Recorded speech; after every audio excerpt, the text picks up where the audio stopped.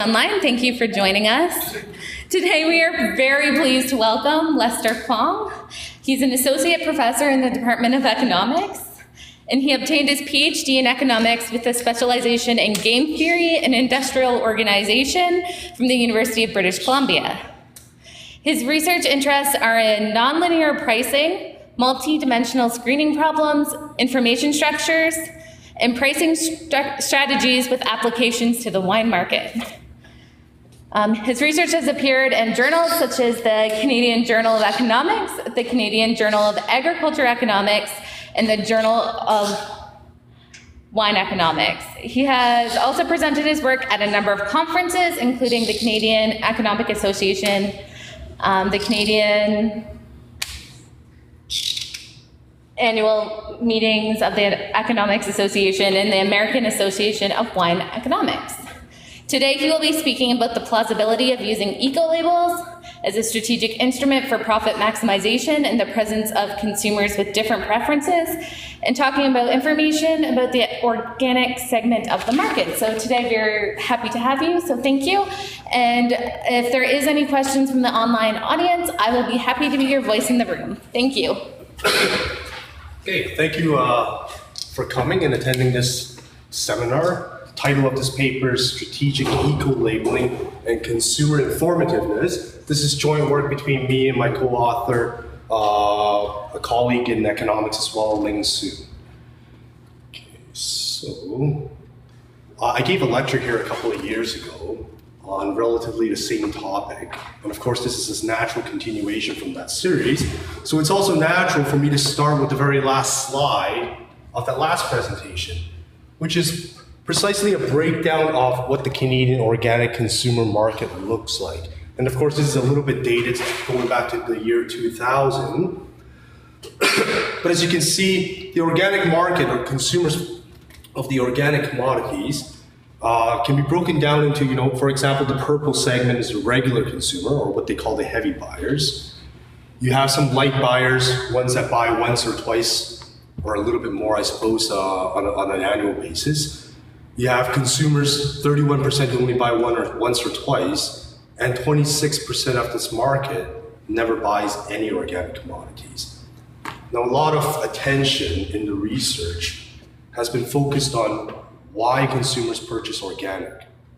And relatively speaking, there's been very little attention paid as to why consumers do not purchase organic commodities. Okay? And naturally, this paper sort of not really tackles that particular problem, but it examines all the possible scenarios under which that may be the case. So here's an example of a paper published in the International Food and Agribusiness Management Review. It examines, as you can see up on the top columns, it's an interview or survey sort of results. Why consumers buy, or those consumers that buy, those consumers that don't buy. And of course, it breaks it down into different statistical categories, most of which the focus of this paper is on the demographic properties of consumers that buy relative to those that don't buy. Okay? But again, it doesn't really pay much attention as to why consumers don't buy as a result of whatever. Okay? In specifying or examining precisely this group that never buys, we're trying to examine why some of these consumers exist.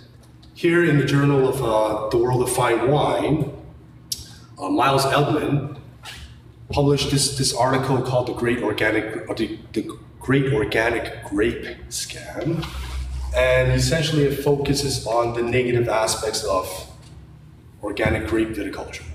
Okay? Focusing on things such as the dangerous effects of some pesticides that are in fact allowed for organic viticulture, which are prohibited under conventional viticulture and whatnot. So there is some attention in terms of the negative effects of organic commodities. Just a quick Google search this morning on what we do know about, or why some people consume or not consume organic commodities. Here are some quick headlines that I got. Americans will pay more for organic, but they also have no idea what organic means. the organic market, while we know that it's been growing in terms of its mere size, it's been also noted that less than 20% of consumers buy nearly half of what's out there in terms of organic commodities. So the number of consumers actually consuming that is relatively small. Blogs that tell you why you shouldn't be buying organic, and of course why people aren't buying into organic food products as well. Okay, so there's quite a bit of this stuff in the media, in the different outlets that exist on the internet. There has been one study by Demerit that talks about the distribution of such consumers that do not buy. In a survey of US consumers who did not purchase organic commodity, well, essentially this was a survey that asked whether consumers bought or not, and of the ones that replied that they did not buy any organic commodities, they were asked as to the reason why. And it was shown that 59% of such consumers simply never considered it. 39% were prohibited by a price premium. Typically speaking, organic commodities are more expensive, and so the trade-off there was on a price basis. And 16% of those replied that it was due to a limited availability. Okay. So for example, if you went into a store, you did not see anything that was labeled organic, you might think that nothing was organic. Okay. And of course, the title of this paper is called the Strategic Use of Eco-Labeling. And we're going to exploit this idea that even though you're an organic producer, it may actually pay for you not to label it as an organic commodity. Okay? So by actually producing an organic product, but not informing the consumers at the retail level, at the store level, that your product is actually not organic, that your product is actually organic, you might actually fool some people into thinking that you're actually into this category. That in fact there is a limited availability, but of course, on the basis of consumption alone, you might not be able to identify, or virtually you won't be able to identify whether the commodity was in fact organic or not. Okay? And of course, the question of why firms might actually want to do this.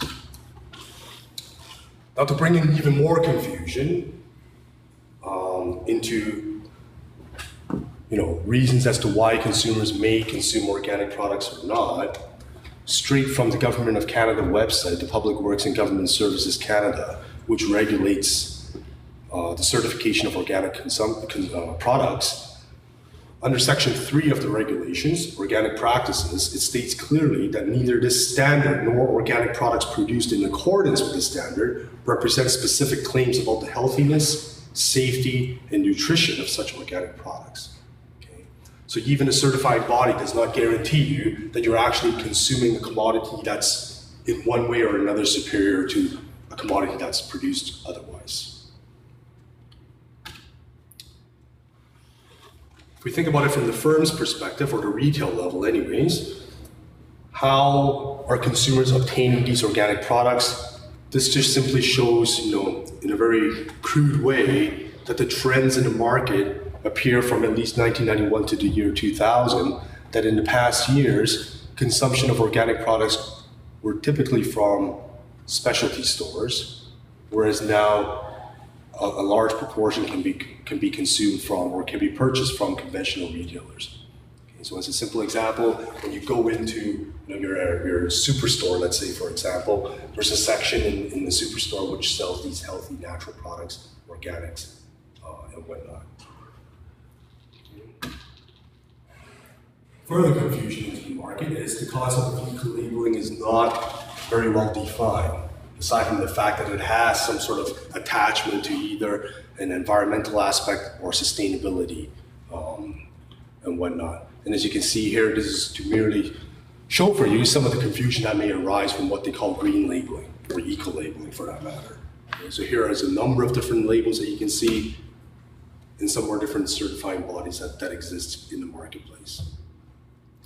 So as a consumer, when you go into the marketplace, when you observe one of these things, such as Demeter, for example, you might not know what that actually means, okay? Where it's a certifying body for biodynamic production. So if we think about it from the consumer's perspective, their decision making and their choice set is simply, for example, do I want to consume a product produced conventionally, or do I want to consume a product produced organically? Okay. And the way that they were thinking usually leads to the following sort of idea that the higher quality product that I pay or that I buy usually leads to a higher price. However, when you observe a higher price in the marketplace, it does not necessarily imply a higher quality. Okay, and this is a typical sort of signaling problem that we have in economics, that price alone cannot act as a signal for quality. So even though you might perceive an organic product to be superior, qualitatively speaking, you may not be paying, or you may not be actually obtaining that product if you were paying a higher price. Okay, so depending on what we actually define to be quality here. So despite this observation alone, quality is a very difficult thing to measure in any sort of analysis, okay? Because for one, it's quite subjective. What I consider to be a higher quality may not necessarily be from your perspective as well. So our objective here is to simply abstract away from this. Okay? We're going to eliminate this concept of quality altogether, and we're just going to simply allow consumers to have differences in preferences. So for example, you might have, for one reason or another, a strict preference for buying something organic. This could be due to your belief that it's healthier, your belief that it's better for the environment, your belief that whatever. Okay, whatever those reasons are, okay, we're just going to allow you to, or endow these consumers with these types of preferences alone. So you might have a strict preference for organic product, or on the other hand, you might think that organic products are not that good. Okay? And so for those reasons, you might have a strict preference for buying something that's conventionally produced. Okay? And so we're going to embed these preferences straight directly into the consumer and forget about the qualitative differences that may exist. Okay? Because these qualitative differences are just perceived anyways. Some related literature on this sort of topic leads to this discussion on price dispersion models, classic papers by Varian, Bay and Morgan, and me and Ling have written a paper recently on an aspect of this, which largely this paper or this topic is based on in terms of the economic theory foundation. And on top of that, there are papers on eco-labeling from an economics perspective. In terms of its focus is largely on its effects on the environment in terms of its positive correlation to what the intention of the labeling body is trying to do and its adoption in the marketplace. So with that said, so we're going to develop here the model that we're going to be analyzing. We're going to strip this down into its most simple form. And despite its simplicity here, it is naturally generalizable into a more general and applicable environment. But for the most part, let's just focus on this so that we can easily understand what exactly is going on in the environment, in this economic environment. So here we're going to assume that there's two ex ante identical firms, and they produce a single commodity in one of two ways. They can produce these commodities using an organic way or conventionally. Okay? This is a choice for the firm itself. We have a constant marginal cost of production. You can interpret this constant marginal cost of production as simply a unit cost of production. Okay? So C subscript O, CO, is the unit cost of producing an organic commodity, whereas CC is the unit cost of producing a conventional commodity. Okay? And it's quite natural for us to assume that the cost of producing something organic is typically higher, or at least as large as producing something conventionally. And so we have this inequality that we assume to be true. Furthermore, once you choose to produce something organically, of course you have this option of getting it certified, and in addition to that, whether or not you want to have it labeled as such.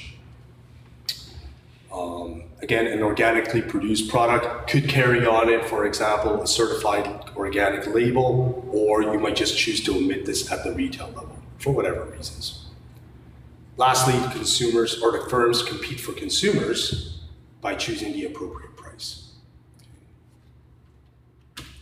So that's the firm side of the market.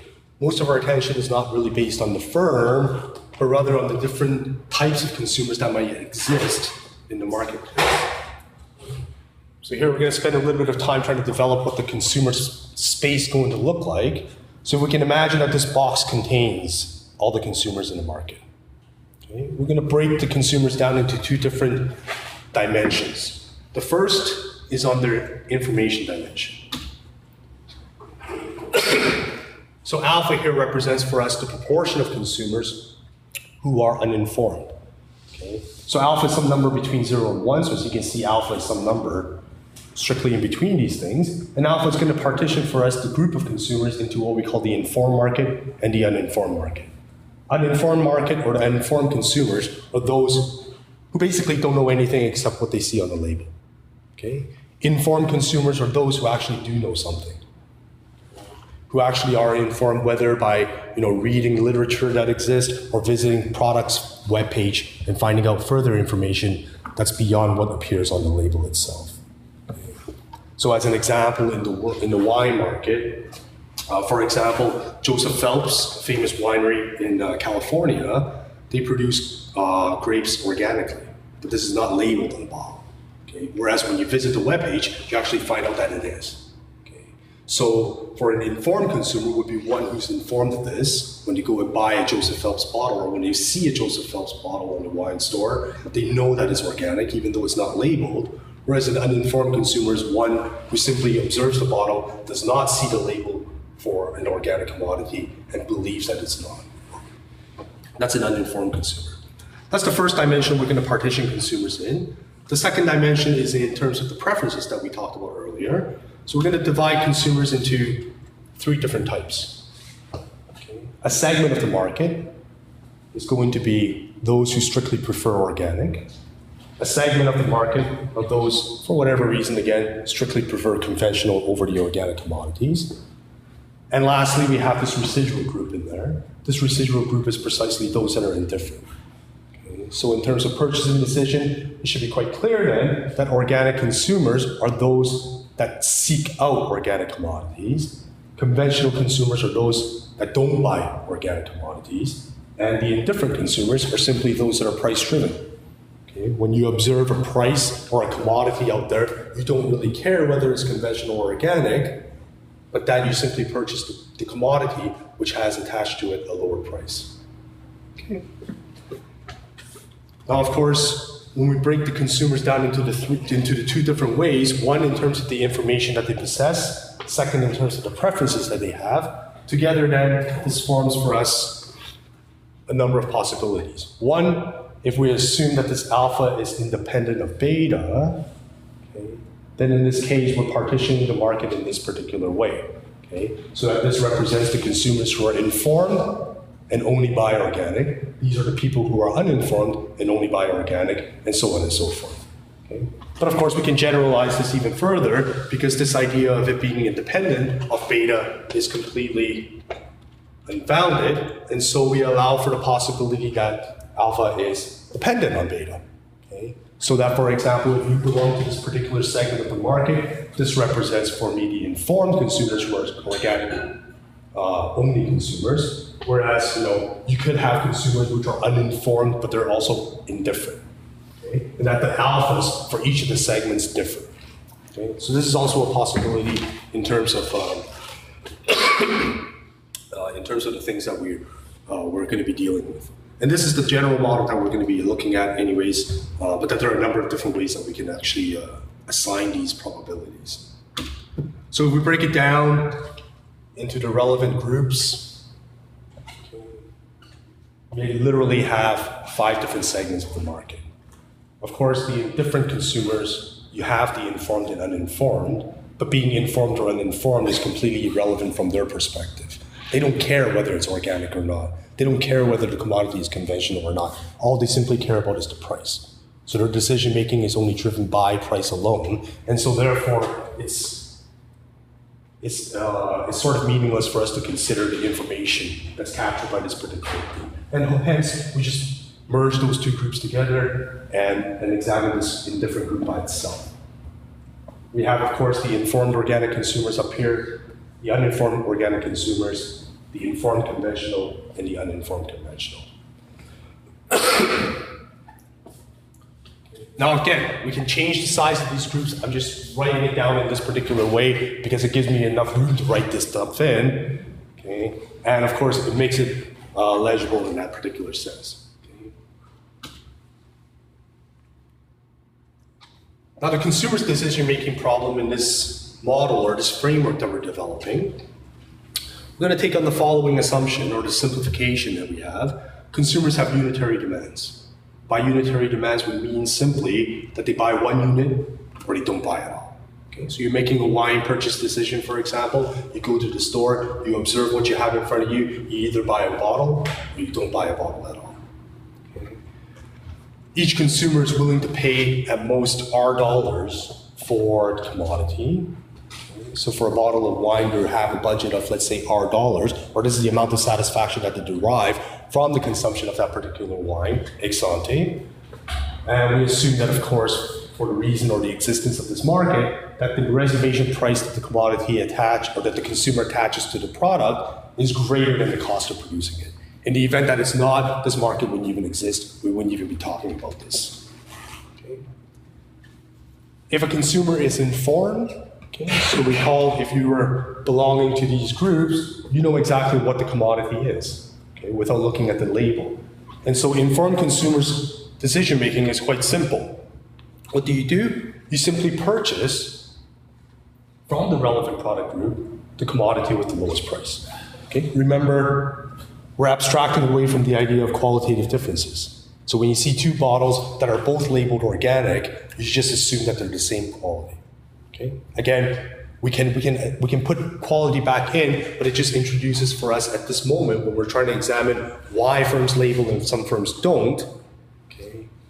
It just adds this level of difficulty that's unnecessary at the moment. So we're just going to abstract away from that. Every consumer that goes into the marketplace, when they observe two bottles of wine, they just assume that they're qualitatively the same. The question is now, if they both fall into the same relevant product group, so if I'm an organic consumer only, and I observe two bottles of organic wines, then of course, I'm going to buy the one with the lowest price, because that yields for me the greatest surplus from the consumption of this commodity. However, if you're an uninformed consumer, then what do? Well, we have to make one assumption here, and I think it's quite natural for us to make this assumption, that we're going to call these consumers naive.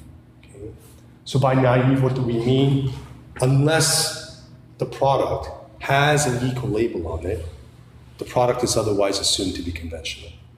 Okay? And I think that that kind of goes along the idea that conventional is the mainstream product, and so if it's not labeled as organic, we just simply interpret that to be a conventional product. Okay? And of course, this assumption here is necessary for us to construct the equilibrium that we have. So we can go back to this particular picture that we had before, and we can ask ourselves the following question. Imagine that you're an organic producer and that you use an eco label. So you attach on your commodity a label that says, look, this product is organic. What happens? If your product is organic or is labeled as such, these uninformed consumers, they all of a sudden become informed. Okay? The behavior of these consumers are exactly identical to these consumers here now. Why? Because they can clearly see and identify what that commodity is. And so in that way, if in fact the consumers are now all of a sudden endowed with this information that would have been absent otherwise, what happens is it partitions the market into three groups now. Okay? Again, that information aspect is completely thrown away. Okay? All the uninformed consumers become informed. Okay? All the uninformed become informed. And so we have these three market groups that exist. Make sense? That, as opposed to the case then, what happens if an organic product does not carry an eco label? So what happens if I produce an organic product, but I don't label it as an organic product? Okay? So I don't put any attachment to this on the market shelf anyways. Then, the uninformed organic consumers, they don't observe this, right? They don't know. When they go into the marketplace, they don't see anything that's labeled as organic. So what do? They simply abstain from consumption. So this market, this group of consumers actually just drop out. Okay? They go to the store, they only want organic commodities, they don't find any, and so therefore they leave. Okay? Recall the assumption that we had on naiveness. If you don't see an eco label on there, you just simply assume that it's conventional. And by simply assuming that it's conventional, now think about uninformed consumers, uninformed conventional only consumers. These consumers are those that only prefer conventional products. They observe this product, they don't see an eco label, and so they believe that it's conventional. And so how is the behavior of these consumers going to be? Well, they're going to be simply grouped into the exact same group as those that are price sensitive, because every commodity you see is not labeled as an organic, and so therefore what drives the purchasing decision? Well, the purchasing decision now is solely based on price alone. There is no more organic versus not conventional distinction for these consumers.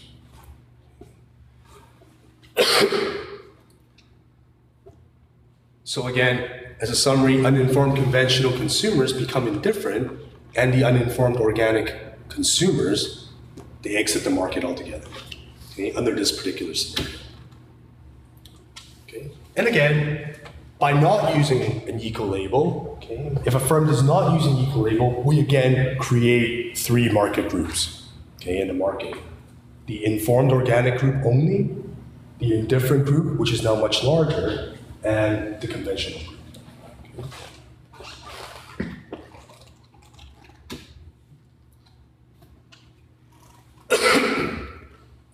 So there is, in fact, some strategic reason, possibly, for the use of eco-labels, or for the lack of use of eco-labels anyways.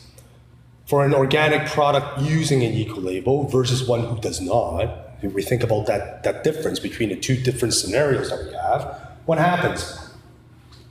We increase the size of the captive market. Okay? So again, the comparison is between this picture and this picture. Okay, so let me just draw this one so I don't have to keep writing it back. So again, we have this scenario where this is organic, this is indifference, and this is conventional. I'm used to writing up and down, it keeps messing up a little. Okay, so here's organic, indifference, and conventional versus the other group, which happens to be this. Okay, again, the total size of the market is much smaller because this group drops out. Okay? But as you can see, the difference between the two scenarios is this is the case where they don't use an eco label, whereas this is the one that they do. So remember, this is a group of consumers that only buy organic. So they're actually losing out on this group by not doing that. Okay? However, by not doing that, what else do they do? Well, they gain the possibility of capturing this bigger group down here. So the trade-off is clearly to give up this group and to gain this. However, of course, you don't necessarily get this. This is a competitive market. So you're competing for this group in terms of price. Okay, so there's a natural difference between the two scenarios. Any questions? Okay. So we increase the size of the captive market, we decrease the size of the competitive market, and we decrease the size of the conventional firm's captive market, as you can see. Okay, so again, if you did label it, the conventional firm had this monopoly power over this group. They were the only conventional firm in there, and so therefore all of these consumers buy from the conventional firm. Whereas now all of a sudden, by not labeling it, you've taken away that group. This group now becomes price sensitive. Okay? And so therefore you've reduced the power that's given to this particular firm producing in the conventional market. Okay? And that itself is also a very powerful strategic tool because you enable yourself to be more competitive in that sense. Okay, so going back, so recall we have these three different groups of consumers. Okay, when we say this group strictly prefers organic, these consumers strictly prefer conventional, and these ones are indifferent, what do we really mean? Okay, and what we mean by that is in a very simple way. Recall R was our reservation price. This is the amount of satisfaction or utility, as we call it in economics, the amount of satisfaction that a consumer receives from consuming this commodity. So by assuming that this particular group in here strictly prefer organic commodity and this one strictly prefer conventional, what do we mean by that? Well, if we simply define this U subscript I superscript T, as the willingness to pay for a T-type consumer for commodity I, then as you can see, when these superscript and subscript align, so that when you are a conventional consumer who consumes a conventional product, you derive satisfaction R.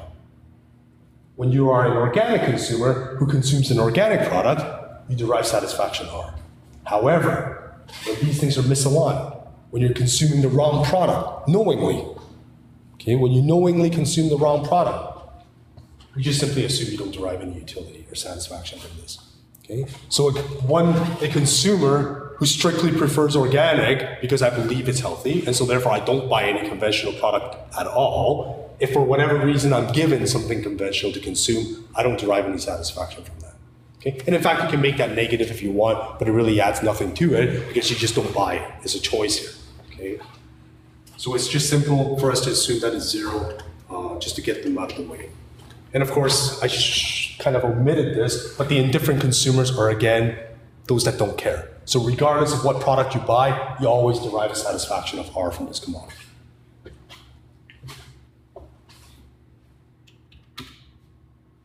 So we're gonna introduce some sort of timing here, okay? I'm gonna just briefly describe for you the timing of the problem because we're gonna set this up from a game theoretical perspective and try and analyze exactly what the so-called equilibrium or the stable point of this problem is going to look like. So the timing of this problem is as follows. Firms simultaneously choose the production technology. So as a firm, you have two firms that we assumed here. We're gonna both choose whether or not to produce things using a conventional method or using an organic method. Upon observing the choices, firms then choose whether or not they want to adopt an equal label if it's applicable. So if you chose to use or produce the commodity using organic methods, then you can decide whether or not to attach an equal label to your product or not. Firms then simultaneously post prices. Okay? You post prices upon observing all of the previous things that happen. Consumers observe the product packaging, meaning they see whether there's an equal label or not. They observe the posted prices from the two firms, and then of course they decide whether or not, or what commodity to buy at what price. Make sense? Okay. And then of course, lastly, the market clears. Now this is the general problem. Okay. This general problem can be actually simplified very easily, because as it turns out, in the event, for example, that the two firms both simultaneously choose conventional product. So they both choose to produce things conventionally. Or they both choose to produce things organically. And they basically, if you look at all the symmetric outcomes out there, the equilibriums are very simple. We'll describe that in a second. Okay. What I mean by sub-games is we're talking about the smaller parts, right? The smaller games inside this problem, where, for example, one firm chooses a conventional product, one firm chooses an organic production method. What we're going to focus on are these asymmetric ones, again, because in the symmetric ones, the equilibriums are very straightforward and are characterized by what we call Bertrand equilibriums. Okay? And so by Bertrand equilibrium, it takes pace for us to just briefly describe what this outcome looks like. Imagine that both firms produce a conventional product. If both firms produce a conventional product, this segment of the market just doesn't exist. Okay? These consumers are only looking to buy organic. They don't see any organic products in the market. And so therefore they just stay out. They just abstain from consumption altogether. These consumers are completely irrelevant. The indifferent consumers, they're indifferent. They just buy based on price. The conventional consumers, okay, these are the consumers with a strict preference for conventional products. Because both firms are producing conventional products, they view those two products as identical. And so the decision-making process that happens at that stage for these types of consumers is, again, based on price alone. So you essentially, in this scenario, when both firms choose to produce these commodities using a conventional method, the whole problem becomes symmetric. And so therefore, the analysis goes as follows. Well, what is the equilibrium price that you're going to post? Okay, what are the prices that will be posted in an equilibrium? Well, imagine that the two firms post arbitrary prices. Let's say, for example, these prices. Well, this firm that's posting a higher price is not going to be selling anything because everyone's going to be buying from the lower priced firm. And so therefore, it makes sense for this firm to undercut the other firm slightly. Okay? But of course, this argument is symmetric. If it pays for him to undercut it, then it pays for this guy to undercut this firm. And so therefore, prices are driven down to cost. Okay? Essentially, this equilibrium, what it's going to look like is the two firms are going to compete so rigorously that price are going to be driven down to cost. The firms make zero profits. The consumers gain maximal benefit from this scenario. Okay? The equivalent to that case is when both firms produce organically, and of course, they do the same thing. So by doing the same thing, I mean they both use an equal label or they don't use an equal label. In those symmetric equilibrias or those symmetric outcomes, the same sort of scenario happens. It's just all of a sudden you're cutting this group out and you're playing the game or playing the outcome using this side of the market instead. Okay? But essentially speaking, when these symmetric things happen, everything is driven down to cost. So the problem we're going to be focusing on are not on those symmetric outcomes. We're going to be focusing on the asymmetric choices here. Okay? What happens when one firm chooses, for example, a conventional product and the other firm chooses an organic? Okay? When you have these differences in terms of commodities that exist out there. Now, one way to justify this sort of asymmetric choice in the first stage of the problem is to actually examine this problem from a broader perspective. So if we want to consider a market where you have your conventional consumers out there, now you think about a new potential entrant, for example. Okay? You have a new winery that's producing. This new winery is looking at the market and he observes that everyone in there is producing conventionally. And actually it might make sense, or the decision making for him is to whether or not to enter the market and produce organically. Okay? That carves for him a niche in the market. Okay? We can identify that sort of scenario in this particular problem. And again, this whole problem generalizes to that scenario as well, but it just makes more sense for us to be talking about two firms rather than an n number of firms because it makes the analysis a lot easier. But again, it's generalizable. So again, the question that exists then is, what happens when one firm produces a conventional product and another firm doesn't? Okay. And the very first equilibrium or this sort of outcome that we have or we can derive is that, in fact, none of this what we call a pure strategy equilibrium exists. Meaning what? Meaning literally we cannot say that firm one is going to price at this price, firm two is going to price at this price, and that is the stable point. For whatever pair of prices we assume is an equilibrium, we can always find a better price for either of the firms. Okay? So just as a brief description, I don't want to bore you with all this math, but literally what we're saying here is, look, let's assume that there is a pair of prices that are different that constitute for us an equilibrium. Okay? So one price is up here, one price is down here, for example. Those prices are different. Then what we're saying here is literally there must exist some margin below the lower price where this higher priced firm is willing to undercut. Okay? And by undercutting down there, what happens? Well, back here, he's not capturing the one of the market. So down here he is. Okay? And so therefore it's profitable for him to do so. On the other hand, what happens if the prices are the same? Well, if the prices are the same, then of course they're sharing the market, the competitive market. And so therefore there is some margin for just slightly undercutting by a penny, let's say, and capturing that competitive market altogether, rather than having to share. Is this clock correct? Yes. Okay, I better speed this up a little. I thought it was going to be short. Okay, so again, let's examine what the profits are. It pays for us to actually understand this problem in a little bit of detail by just examining some simple graphs. Okay, let's imagine that firm one is the conventional firm, firm two is the organic one. Okay? Let's assume that firm two uses an equal label. Then what happens? Okay? So here what we do know is that you cannot possibly have a pair of prices posted and call that an equilibrium. Any equilibrium will be in fact some sort of random pricing. Okay, is what we call a price dispersion model. Essentially, when you generalize this to an n number of firms, you're going to have a distribution of prices in the market. Okay? And that's what we're trying to get at here. So if you imagine here, this is firm two's price. Firm two is the organic firm, and so therefore its cost of production is here. This is the reservation price of the consumer. Let's just, for whatever reason, assume that firm one's price is here. What happens to firm two's profits? What do firm two's profits look like? Well, if firm two price is below firm one's, so if firm two price happens to be anywhere within this range, then of course what happens? It captures not only, okay, again, we want to think of it, remember the different sort of segment here. sorry, this is the case where they use an equilabel. So when they use an equilabel, we're in this scenario. Okay, we're in this particular scenario. So what happens when your price is below your competitor's price? Well, because you're using an equilabel, you get everyone in here. Because your price is below your competitors, you get everyone in here as well. So you get the whole of this market. This is what we represent by this gamma 1 plus gamma 2 on the right. Okay? And so your profits are strictly increasing in this way. Okay? Of course, when your price is at cost, you make zero profits, which is what this measures, your profits. So your profits are equal to zero when your price is exactly your cost. But as you increase your price, your profits increase. Up until you hit your opponent's price. What happens when you hit your opponent's price? When you price exactly the same as your opponent, then, of course, you capture this market, because this is the organic market. Your competitor is producing a conventional market.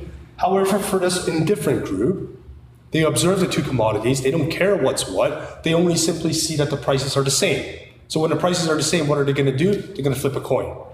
They're going to say, heads, I'm going to buy the one on the right. Tails, I'm going to buy the one on the left. When they flip a coin, what does that mean? Your profits go up until exactly at the price P1, when you all of a sudden have to share the market with your opponent. When you share your market, your profits drop. Okay? So your profits drop, for example, to this point down here. Then, of course, if you continue on, what happens if you price above your opponent? Well, when you price above your opponent, then when you start to be above your opponent, this group all of a sudden completely drops out. They don't even flip a coin anymore. So your profits drop even further. Right? Remember, you got half of them before when you priced exactly the same, but all of a sudden they all drop out of the market. But beyond that, what happens? You capture this group. And so therefore, as you increase your price, these guys are still buying from you. But of course, they're paying a higher price. And so your profits still increase from that point on, simply because you're charging this group a higher price. Does that make sense? Okay. And so therefore, this is sort of what the profit function looks like. This is, of course, predicated on the idea that you know what this price is. And this is, of course, an unknown. Okay? Because you're playing this game at the same time. Lastly, this is the trivial case. What happens if you price above R? If you price above R, no one's buying anything, so your profits are just equal to zero down there. So the question that we're asking ourselves is the following. This is one of the most important things in understanding this problem. What is the lowest price this firm will ever charge? Okay? What is the lowest price that this firm will ever charge? And if we understand what the sort of description of what the profits will look like for this firm, under the most pessimistic scenario that you get, so under the worst case scenario for this organic firm is what? When you price above your opponent, right? That's the worst case scenario. In the worst case scenario, what is the maximum profits that you can get? This is the maximum profits that I can get. So all of a sudden, realizing that this is the maximum profits that you can get from the captive market that you have, you can determine what the lowest price is. Why? Because clearly, you will not price below this price. Why? By pricing below this price, under the most optimistic scenario, where you actually post the lowest price so that everyone is buying from you. All the indifferent consumers are buying from you. What is true? If you post a price below this, the profits that you obtain are going to be lower than if you simply charge R to your captive market. Okay? And so therefore, your prices are bounded by this P lower bar. This P lower bar is going to be the foundation of what we're going to be looking at. It's going to be the determining factor for exactly what this equilibrium we're going to be trying to derive will be. Okay? This is the scenario, the profit function, for when a firm uses an equilabel. Question is, what happens if they don't use one? Okay? What happens if they do not use an equilabel? Well, again, if you don't use an equilabel, then you're moving from this sort of a market into this one. And when you do that, what happens? As you can see, the size of the captive market that you get gets reduced. All of this group, again, just drops out. When that happens, as you can see, gamma 1 is going to be full. That's the captive market. However, this competitive group grows. This competitive group grows to what? It grows to this market here. So you gain this extra bit here. So that's the gamma 2. Gamma 2 is going to be going up. Now, of course, depending on the sizes of each of these things, how much they fall, how much they gain, We don't know exactly what it's going to look like. For example, the profit function could look like this blue line, or it could be way up here. Okay? Again, if you can imagine a very initial case where this is a very small segment that you're losing, but you're gaining a very big segment over here, then of course your profits are going to jump. Okay? But if it's not the case, your profits could naturally fall as well. So there's a huge spectrum of possibilities that we have here. But that's actually not the interesting part, that big spectrum of possibility.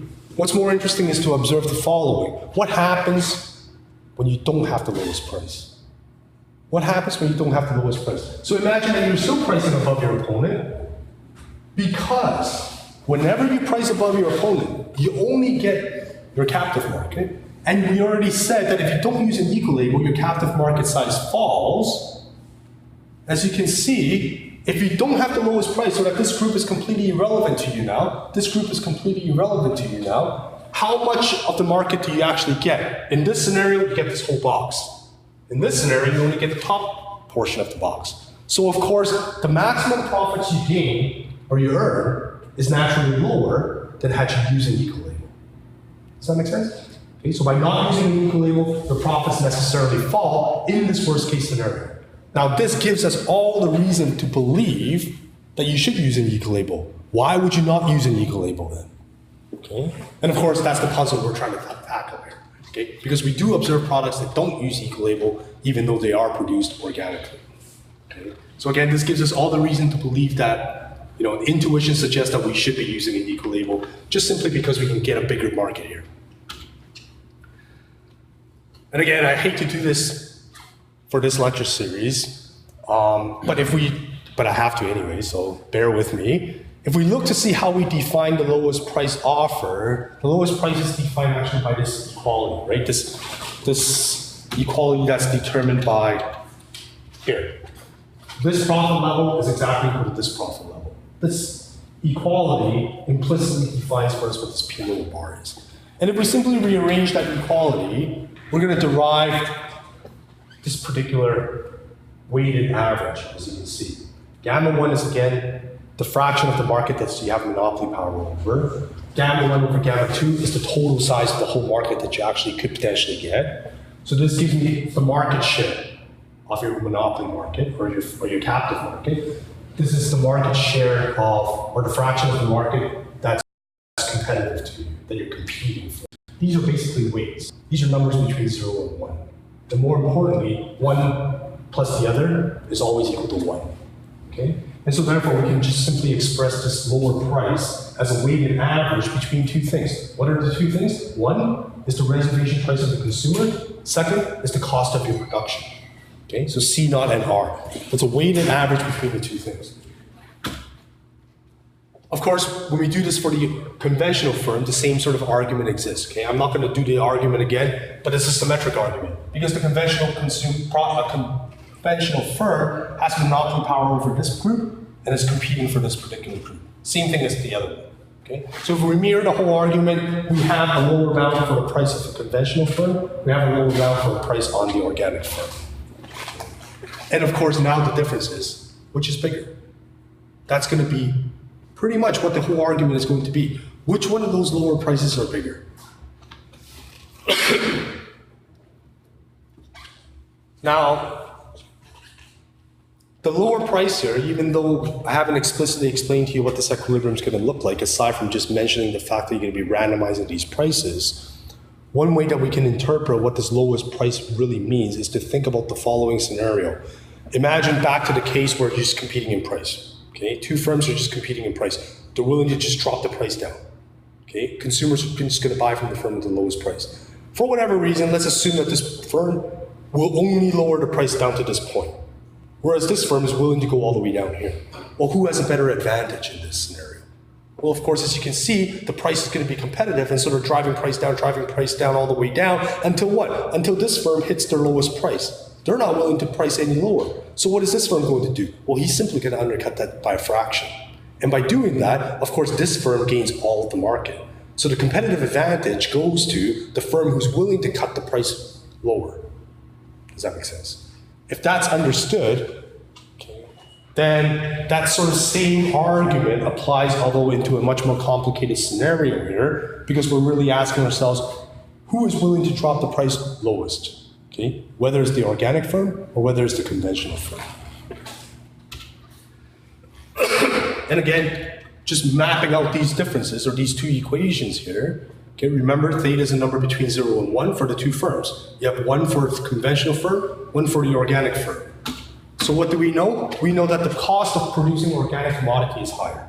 That's why it's up here. This is the cost of producing a conventional commodity. This is the fraction of the market that's captive to you.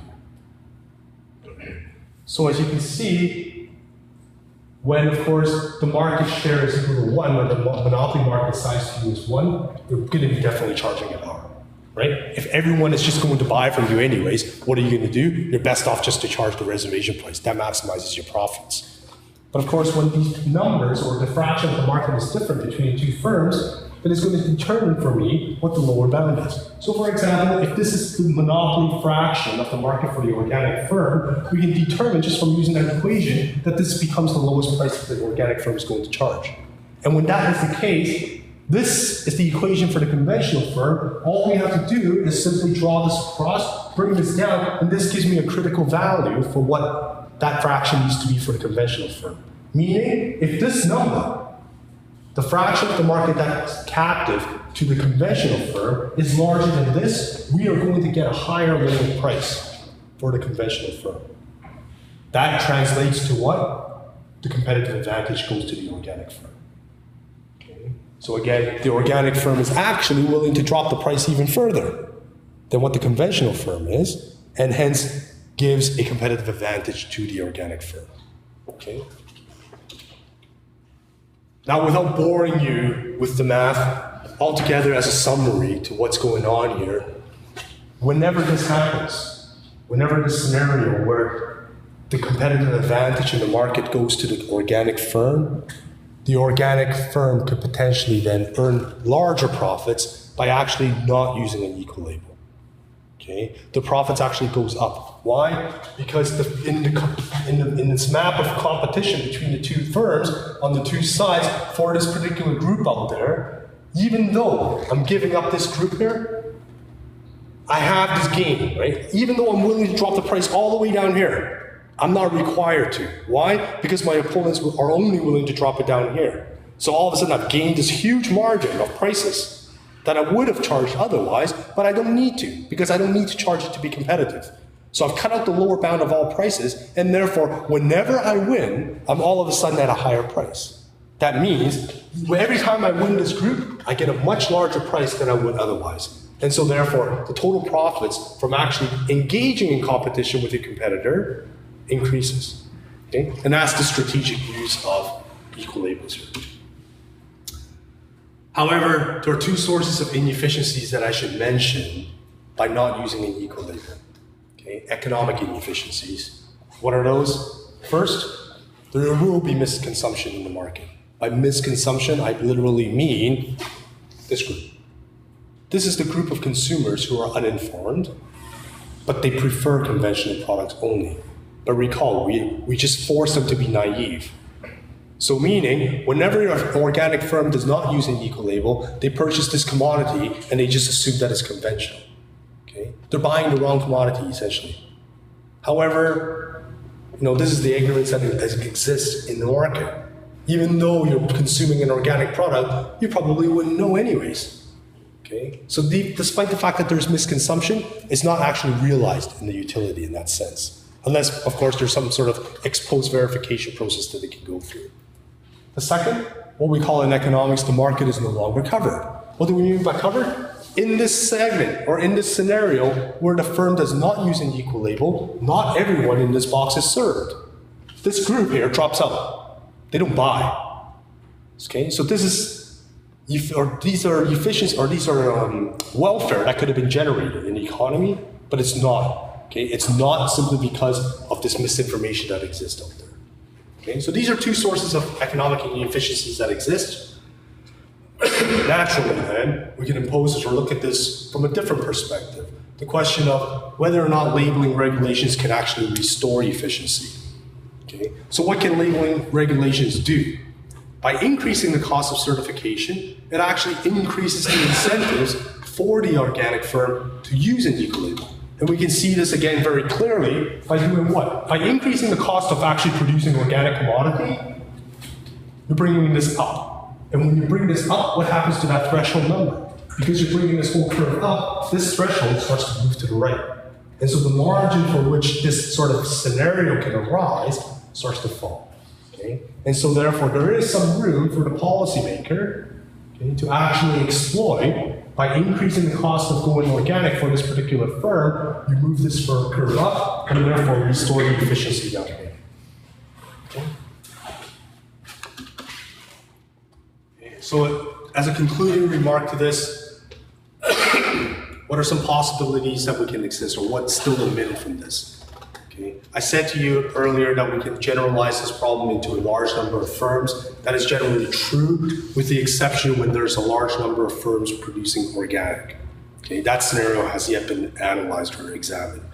When we look at a large number of conventional firms and some organic firms that exist in the market, that problem is quite simple and it's exactly the same as what we discussed here. Secondly, we should introduce some interdependence between consumer informativeness and consumer preferences, whether or not any interlink between those two things or those two dimensions of heterogeneity for consumers actually might introduce new results as well. One of those things we can think about is along a quality spectrum. So throwing quality back in there. Okay. Not only do I care about an organic commodity, I care about the quality of that organic commodity as well. And so some substitutability between organic and conventional products could exist, not only in terms of its production method, but in terms of the actual output or the qualitative spectrum as well. Okay. And again, this is what I mean by between organic only and conventional consumers. Okay. It's quite possible, or it's conceivable then for us to imagine a scenario where a conventional consumer spending, let's say, for example, $100 or more on the bottle of wine, quality seems to matter a lot more than possibly on the production of the commodity. Okay, that's a possibility that exists in the wine market.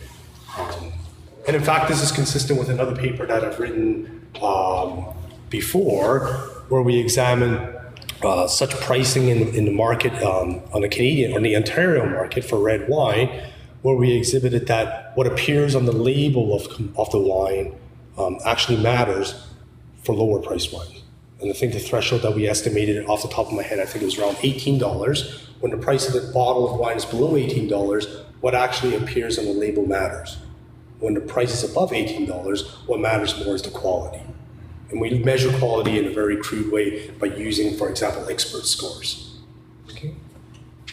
So that concludes the talk. We would like to acknowledge funding by Chris, as the Council of Research and Social Sciences have brought for funding. Thank you very much.